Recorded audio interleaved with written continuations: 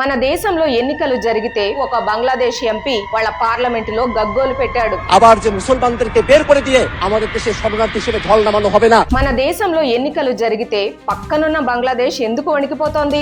Bengal exit polls చూస్తుంటే మాకు చెమటలు పడుతున్నాయి అని సాక్షాత్తు ఒక బంగ్లాదేశ్ ఎంపీ వాళ్ళ పార్లమెంటులో గగ్గోలు పెట్టాడు। అసలు మన ఎన్నికలకు వాళ్ళ భయానికి లింక్ ఏంటి? ఈ విషయం తెలిస్తే మీరు నిజంగా ఆశ్చర్యపోతారు। ఇటీవల బంగ్లాదేశ్ పార్లమెంటులో అఖ్తర్ హుస్సేన్ అనే ఎంపీ మాట్లాడుతూ ఒక పెద్ద బాంబు పేల్చాడు। అదేంటంటే పశ్చిమ బెంగాల్ ఎన్నికల ఎగ్జిట్ పోల్స్ లో ముందున్న పార్టీ అంటే ఆయన పరోక్షంగా బీజేపీని ఉద్దేశించి ఆ పార్టీ గెలిచి ప్రభుత్వం ఏర్పాటు చేస్తే తమ పరిస్థితి ఏంటని ఆయన భయపడుతున్నాడు। ఎందుకు భయపడుతున్నాడో తెలుసా?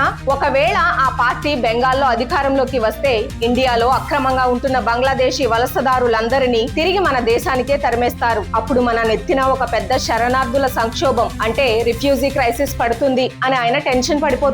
এই বাংলাদেশে শরণার্থীদের ঢল নামানো হতে পারে সেই ধরনের চক্রান্ত আশেপাশে চলছে মাননীয় স্পিকার। ఇప్పటికే లక్షలాది మంది రోహింగ్యాలతో బంగ్లాదేశ్ తల పట్టుకుంటోంది। ఇప్పుడు భారతదేశం నుండి ముస్లిం వలసదారులను కూడా వెనక్కి పంపించేస్తే ఆ భారాన్ని బంగ్లాదేశ్ మోయలేదని ఆయన పరోక్షంగా వాపోతున్నాడు। বিভিন্ন জায়গায় রোহিঙ্গারা অলরেডি চলে এসেছে। আবার আমাদের প্রতিবেশী দেশ থেকে আবার যে মুসলমানদেরকে বের করে দিয়ে আমাদের দেশে শরণার্থী হিসেবে ঢল নামানো হবে না তার কোনো গ্যারান্টি নেই মাননীয় স্পিকার।